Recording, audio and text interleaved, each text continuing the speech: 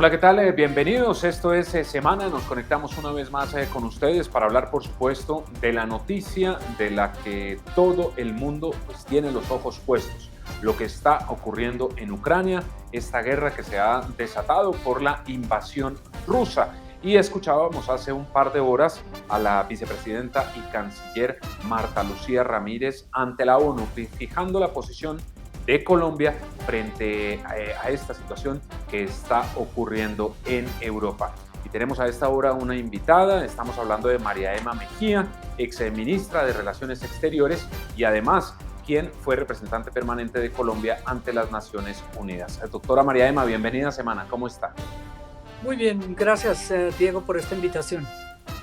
Bueno, doctora María Emma, por supuesto, hablar de estos temas es bastante complicado porque estamos hablando de una guerra, pero por supuesto es importante siempre entregarle la información en contexto a todos nuestros televidentes. Doctora María Emma, un discurso de la canciller María Ángela Holguín, de Marta Lucía Ramírez, perdón, en donde se fijan unas posturas de Colombia, por supuesto, y grosso modo lo que se pide es el urgente desarme nuclear de Rusia ante esta guerra que se está presentando en Ucrania. ¿Qué opina usted de esta petición de Colombia?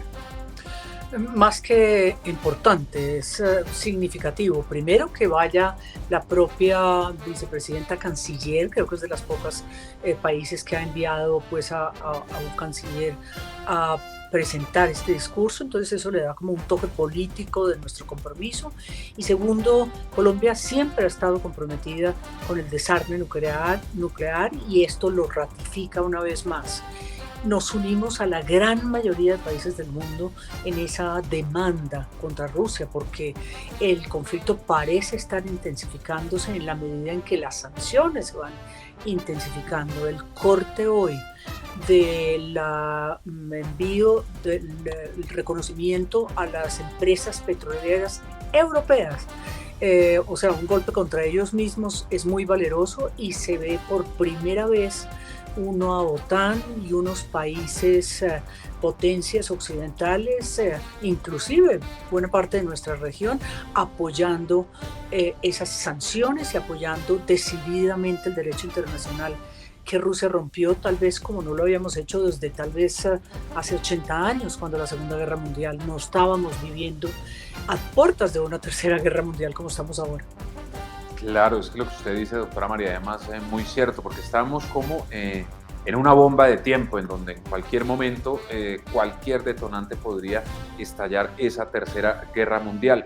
Doctora María Emma, para entender un poco esta situación, ¿qué significa cuando hay una sesión extraordinaria de la ONU como la que vimos y en donde Colombia hizo su intervención, por supuesto? Diplomáticamente, ¿qué significa que sesionen extraordinariamente?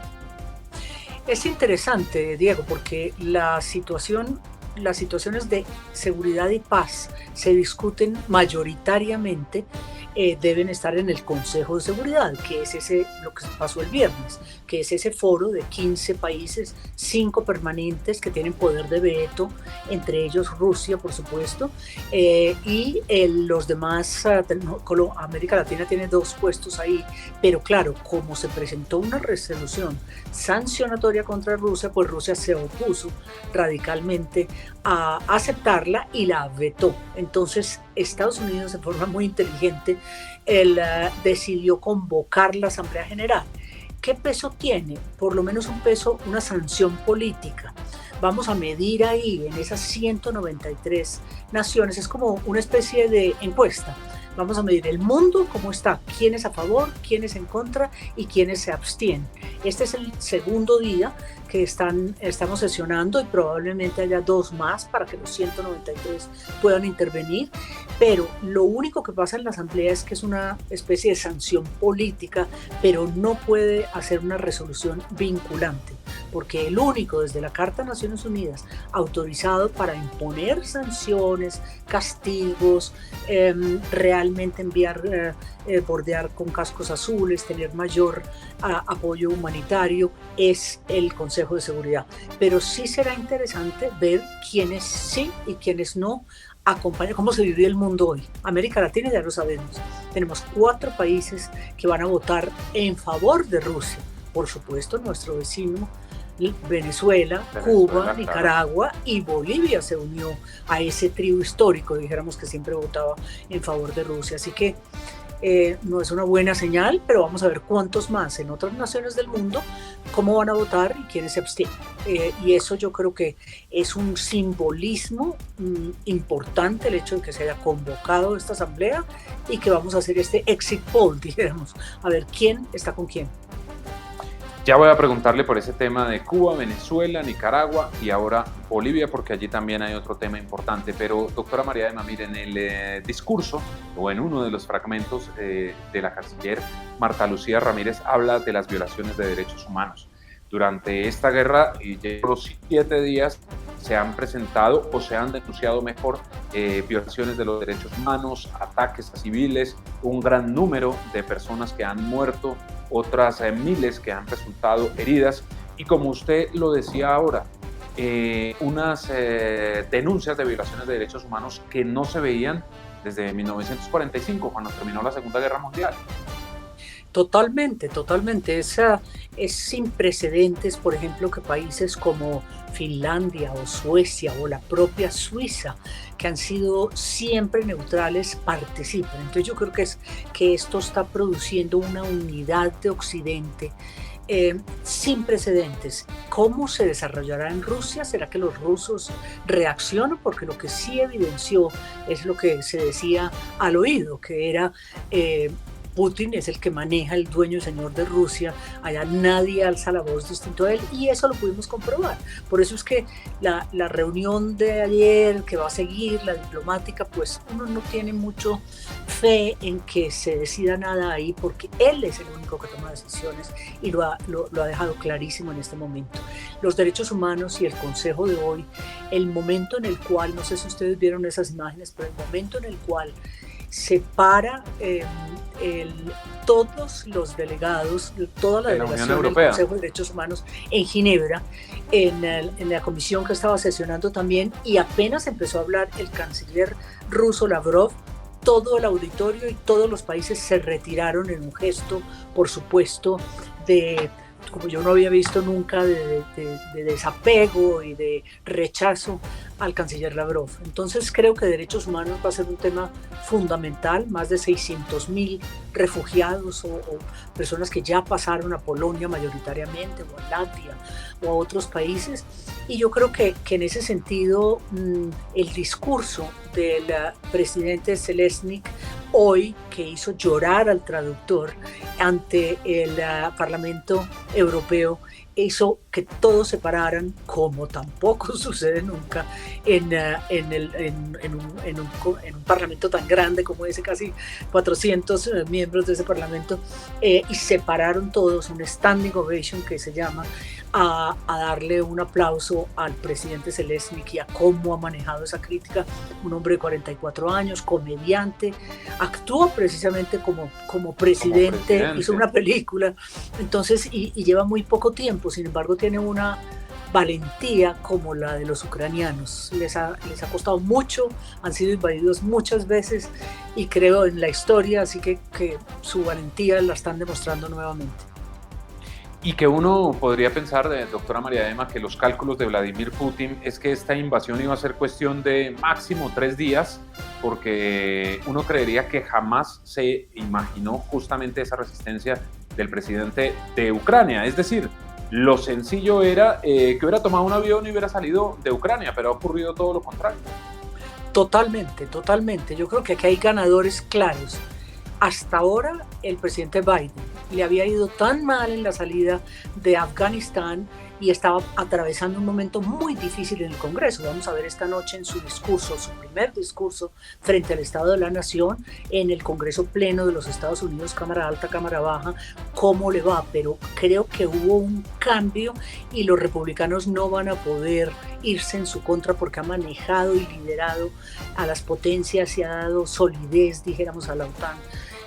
Y eso gracias a su experiencia. Y el presidente Zelensky, que fue una revelación, que fue un gran descubrimiento, y que ha ejercido ese liderazgo, y aunque algunos le aconsejaron que saliera de Kiev porque se iban a tomar a Kiev y su vida corría peligro, dijo, pues tal vez sea la última vez que me escuchen, pero aquí estoy y aquí vamos a permanecer. Sí, eso ha sido una carga simbólica muy fuerte porque al principio, cuando escuchaban estos tambores de guerra, lo que se escuchaba del presidente de Ucrania eran burlas. En redes sociales uno veía burlas, que era un comediante, pero con el paso de los días ha dado muestras de realmente tener un sentido patrio, de defender la soberanía de Ucrania, y eso es lo que está ocurriendo. Doctora María Emma, Vladimir Putin nombraba usted ahora a Suecia, a Finlandia, que son países que están, bueno, sí, lejos de Rusia y de Ucrania, y los amenazó que si ingresaban a la OTAN los iba a invadir. Estamos ante un presidente que es totalmente autoritario y quiere manejar Europa a su gusto. Totalmente, totalmente, pero como usted decía hace un rato, él jamás se imaginó la reacción. Yo creo que de alguna forma él pensó eso que decíamos, es fácil, yo entro, no va a haber, no creyó que hace 8 años, cuando la invasión de Crimea y cuando él se anexó a Crimea, era un ejército muy distinto, el ucraniano. Desde entonces ese ejército se ha entrenado, ha tenido el apoyo de la OTAN, y él tal vez lo desconoció, minimizó, dijéramos, a Ucrania, la humilló, insultó a su presidente y a sus gentes, pero no sé cuánto hoy también los rusos pueden estar revisando ese reconocimiento incondicional. No se nos olvide que a Putin lleva 20 años y le faltan 14, acaba de ser reelegido por 14 años más. Él lleva mucho más tiempo, dijéramos, que Xi en la China. Entonces, tiene todos los hilos del poder, pero ha abusado ahora sí de ese poder. Sanciones económicas durísimas, las impuestas a su país, el rublo se depreció totalmente, y eso afecta de qué forma a los propios rusos, que uno los ve haciendo cola para cambiar lo que antes era $1, ahora va a ser 5 centavos. Pero políticamente, doctora María Emma, Putin no podría utilizar estas sanciones, estos bloqueos, para despertar, entre comillas, un nacionalismo en Rusia, mostrar como si él tuviera la razón y ser una víctima en su país. Sí, totalmente, totalmente. El maniqueísmo, el manejo que la propaganda de él le ha dado, el corte de señales. Pero acordémonos que este no es el mundo de hace 8 años, de cuando se firmó Budapest en el 94. Este es un mundo donde los jóvenes se la rebuscan, donde hay los mejores hackeadores que también se pueden ir metiendo a darse cuenta qué está pasando al otro lado del país, y donde los soldados rusos también, porque fueron como una guerra convencional, como la que vimos en la Primera y la Segunda Guerra Mundial, tanques, hombres en tierra, como de las viejas épocas, con excepción de lo nuclear, que por ahora yo creo que seguirá siendo una amenaza y una forma como de convencer a Occidente de que él va con todo. Lo demás es una guerra completamente convencional. Putin quedó paria para el resto del mundo, pasará a la historia como un dictador que nos llevó a una nueva guerra, después de que ya creíamos 80 años después que eso no se podía dar. Conflictos, sí, claro, pero una guerra convencional no se preveía en Europa, era impensable. Entonces va a hacer que cambie mucho la geopolítica, que se afiance más Occidente, y que quien la paga, hay que ver en la mentalidad, en la psiquis de los rusos, si de pronto este es el límite de esa opresión en que han vivido.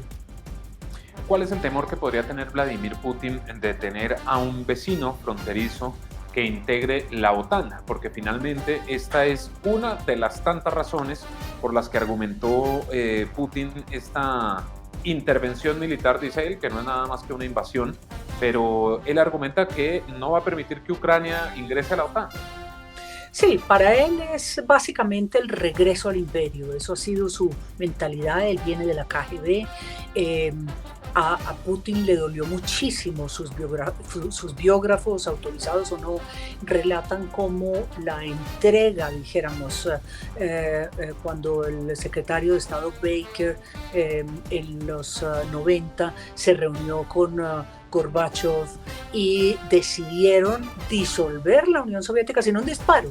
disolvieron lo que así había sido una historia pues desde los bolcheviques prácticamente, entonces desde principios del siglo XX. Entonces a él le dolió muchísimo y quedó reducido a un país, a la Federación Rusa, y él siempre tenía en la cabeza volver al imperio. En su primer discurso, cuando de verdad nos dimos cuenta que el tipo iba para la guerra, hace 7 días, él echó toda la historia patria, habló de Lenin, habló de Stalin, habló de Khrushchev, habló hasta él mismo, y entonces dijo, esto hay que devolverlo. Entonces yo creo que él tenía la claridad de que atravesaba Ucrania, ya se había anexado Crimea, le quedaban las 2 provincias del este pegadas a Rusia que él ha ido rusianizando, dijéramos, dándole pasaportes, llevando soldados, y que prácticamente están anexadas dentro de Ucrania, y que él seguía y que él atravesaba y empezaba a conquistar los países más pequeños, Latvia y otros países, y volvía a una especie de Unión Soviética una vez más. Tiene un delirio de imperio y una pretensión, yo creo que enfermiza, literal. Doctora María Emma, justamente con este tema del delirio, ¿hasta dónde nos puede llevar? Porque Putin subestimó al adversario, no ha podido tomar las 2 ciudades principales de Ucrania, Orbic y Kiev, y la guerra va a continuar, pero entonces está generando que toda Europa tenga un rechazo contra Rusia. Creo que también cogió un poco desprevenido, dijéramos, tal vez no se imaginaba Occidente hasta dónde era capaz de llegar, porque uno ve esta línea enorme de camiones camino a Kiev y uno dice, ¿esto a dónde va? ¿Qué va a hacer? Ya hoy Kiev, que es la segunda ciudad más grande, que es pegadita a Rusia en el sureste, también lo está pasando muy mal, está sufriendo mucho. Entonces no ha parado, por el contrario ha intensificado en la medida en que las sanciones se han intensificado también. La OTAN ninguno quiere entrar a territorio ucraniano, ni las fuerzas o tropas norteamericanas, ni las de la OTAN, y el primer ministro hoy británico, Boris Johnson, en Latvia, que visitó con el secretario general de la OTAN, dijeron no vamos a entrar tropas, allá no habrá una bota inglesa ni de la OTAN. Entonces, claro, él va perdiendo peso y en la medida en que va sintiendo las consecuencias económicas, las sanciones económicas y personales también, va intensificando el conflicto. Entonces no sabe uno leer la mente de un autócrata como este y de su entorno, porque es un entorno que hace lo que él dice. Sí. Y en cuanto a la negociación o los diálogos que se están adelantando en la frontera con Bielorrusia, ¿tendrán algún futuro? Porque uno ve las condiciones que pone cada parte, por supuesto, a través de sus delegados, y pues pareciera que ninguno va a ceder. Y entonces también uno podría pensar que están en el juego de a ver quién puede debilitar al otro militarmente para llegar más fortalecido a esa mesa. Total. Es la lástima de este conflicto, porque la muerte de la diplomacia, por un lado, hasta ahora, y yo no soy muy optimista de esas conversaciones, como hablábamos hace un rato, Putin maneja cada hilo de inteligencia de los militares, de los oligarcas, de todo ese poder que él tiene, y de sus ciudadanos. Tiene más de 6.000 presos que han simplemente marchado en las calles, y cuántos más vendrán. Entonces uno no ve que la diplomacia tenga un chance hoy. El presidente Macron llamó ayer telefónicamente de Francia, llamó telefónicamente a Putin, y vale la pena que se intente mantener un hilito, una vía, una ventanita abierta, a ver si la diplomacia funciona. Por ahora no pareciera. Y el otro que aparenta un cierto fracaso es Naciones Unidas, porque mientras siga el derecho al veto en el Consejo de Seguridad y esa composición que se ha tratado muchas veces de modificar y no han autorizado, no han dejado, los rusos y los chinos en particular, no tiene dientes para poder avanzar en ese objetivo de la paz, que fue lo que escribimos hace 76 años en la Carta de Naciones Unidas. Y ahora sí, doctora María Emma, quiero que nos vengamos a nuestro continente, porque hablábamos ahora de Venezuela, Cuba, Nicaragua y Bolivia. ¿Qué significa este respaldo? Porque habrá quienes piensen que, por supuesto, una guerra que se está produciendo a más de 10.000 kilómetros de distancia no va a tener ninguna implicación para Colombia. ¿Podría generar alguna secuela en América Latina lo que está ocurriendo en Europa del Este? Yo estoy convencida que tendrán tentáculos en América Latina. ¿Cuánto? No sé, pero no creo que el presidente Maduro, para hablar de un caso específico, la propia Cuba, Bolivia entró a ese nuevo grupo, Nicaragua, pero particularmente para Venezuela, yo no creo que el presidente Maduro vaya a hacer esto gratis, dijéramos. Él va a guardarse ese apoyo incondicional al presidente Putin y a Rusia para rearmarse militarmente, para utilizar su petróleo ahora que no lo está pudiendo utilizar Rusia. Son muchas las posibilidades que tiene y ninguna de ellas es buena para nosotros, definitivamente. Y de todas maneras también con un barril de petróleo que está bordeando los $100, digamos, es un desahogo, por ejemplo, para Venezuela, que está en una crisis total. Totalmente. Hoy estaba mirando ahora en CNN Finanzas y está a 105, hoy subió a 105 el barril. Entonces, claro, es una noticia, claro, para Venezuela es importante y creo que puede ser una de esas salidas, el acercamiento de Rusia a la China, por supuesto, inclusive el SWIFT, reemplazarlo por el SWIFT, dijéramos, chino-ruso, y el uso del petróleo, en qué forma le puede ayudar Venezuela con el acceso a petróleo, a oil y gas desde la propia Venezuela. Ahí usted toca un tema muy importante, doctora María Emma, y es lo de Nicolás Maduro. Sin duda, él, como decimos coloquialmente, no da puntada sin dedal. Obviamente, también como usted lo señala, de alguna manera va a cobrarle este respaldo a Rusia. Militarmente, en tema de armas, ¿nos debe preocupar esto en Colombia? Porque Maduro es una persona indescifrable también.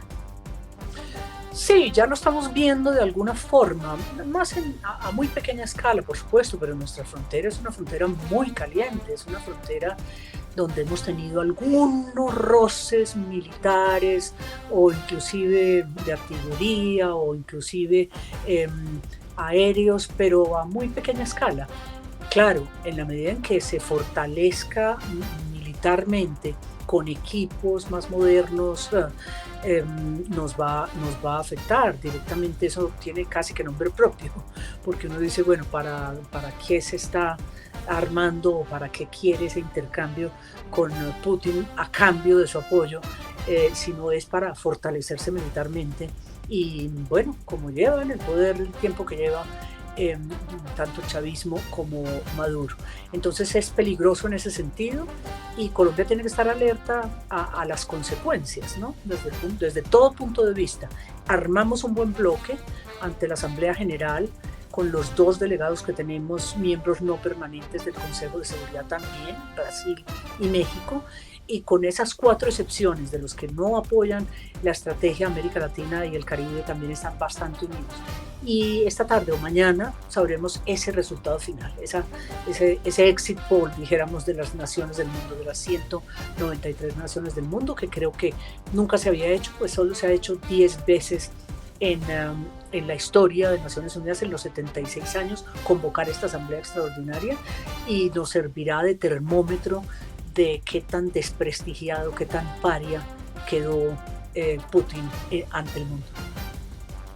Y acá hemos oído las voces del presidente de Estados Unidos, Joe Biden, de los presidentes de los principales países de Europa, pero poco hemos hablado de China. Y uno también podría hacer acá la lectura que China está como navegando ahí entre 2 aguas. ¿Cuál podría ser el papel de China, doctora María Emma? Porque, digamos, ha tenido un perfil bajo, pero también si se analiza el tema, podría desatar otro tema, otra tensión con Taiwán, incrementarla. China, ¿qué papel va a jugar acá?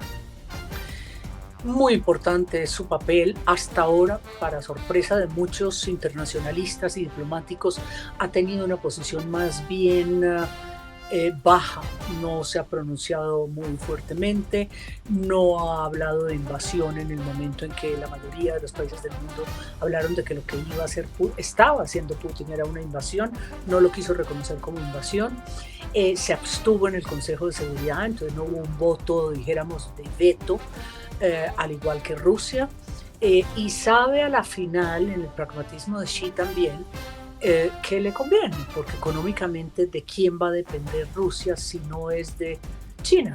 Entonces él sabe que en tecnología, que en acceso a gas, o bueno, el gas que no va a poder mandar a Occidente por la parálisis, dijéramos, que le puso a Alemania, que prácticamente cerró la llave del gas hacia Alemania, en particular 40% de ese gas. Entonces China, por otro lado, es como el beneficiario de esta situación mundial y ha actuado bastante como gran potencia. ¿Quiénes van a quedar después de esto? ¿Cómo quedará el orden, la reorganización geopolítica del mundo si se debilita Putin en esa forma? Si algo pasa, dijéramos, si se va de la raya, con una decisión de enviar ya misiles muy fuertes, dijéramos, la guerra está intensificándose. Entonces el beneficiario a la final y el mundo se reorganizará con ese peso de las potencias occidentales fortalecidas. Si a Estados Unidos le va bien, a Biden le va bien, de pronto hasta salva el Congreso en noviembre, en las elecciones de noviembre, y por supuesto China queda de gran potencia.